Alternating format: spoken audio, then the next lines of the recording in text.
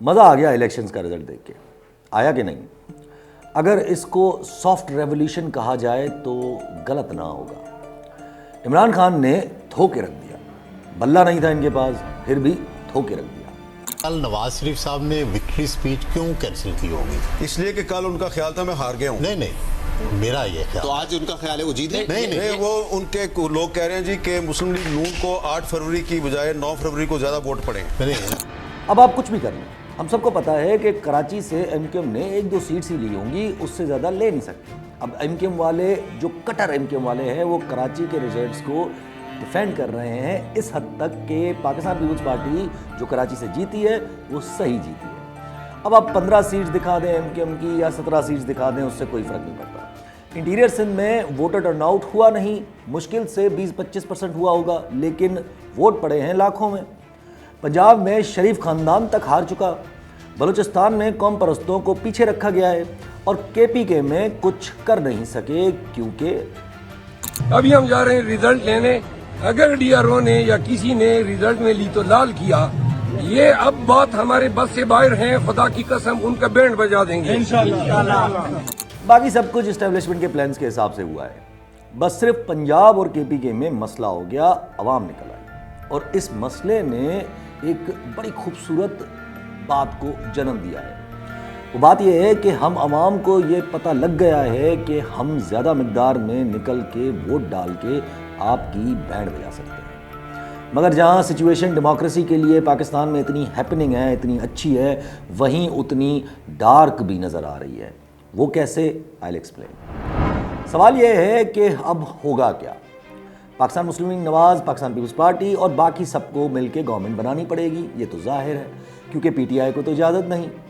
نواز شریف صاحب نے تو وننگ اسپیچ بھی کر دی ہے، زرداری صاحب اور بلاول صاحب پہنچے ہوئے ہیں لاہور، اور کہا جا رہا ہے کہ وہاں خرید و فروخت کی بھی باتیں ہو رہی ہیں۔ پہلی سچویشن، اگر پاکستان پیپلز پارٹی، پاکستان مسلم لیگ نواز ایک ساتھ بیٹھ جاتے ہیں اور چوچو کا مربع بن جاتا ہے، تو اس فارمولے میں 2 پرابلمس ہیں۔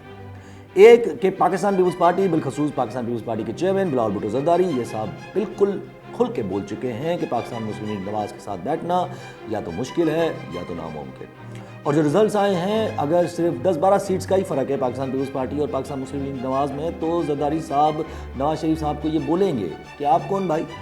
اور وہ پوری کوشش کریں گے کہ پی ٹی آئی کی جیتے ہوئے امیدواروں کو اپنے ساتھ ملا کے حکومت بنا لیں، اور اسی طرح نون لیگ اور پاکستان پیپلز پارٹی دونوں ریس میں لگ جائیں گے کہ پی ٹی آئی کو لوگوں کو اپنے ساتھ ملا لیں۔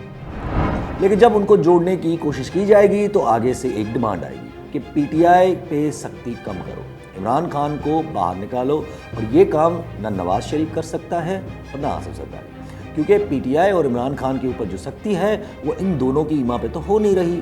وہ تو جن کی ایما پہ ہو رہی ہے ان کو اسٹیبلشمنٹ کہا جاتا ہے، جس کا مطلب اسٹیبلشمنٹ کو عمران خان سے بات کرنی پڑے گی، اور اگر اسٹیبلشمنٹ عمران خان سے بات کر لیتی ہے یا عمران خان اور اسٹیبلشمنٹ کی بات ہو جاتی ہے تو پھر زرداری صاحب اور نواز شریف کی کیا ضرورت ہے؟